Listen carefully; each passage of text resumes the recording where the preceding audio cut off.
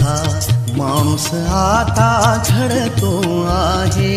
वटवृक्षाच्या विशालतेचा मोहन भाला पडतो आहे.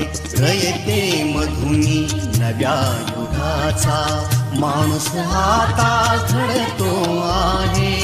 वटवृक्षाच्या विशालतेचा मोहन भाला पडतो आहे. रयते मधुनी नव्या युगाचा.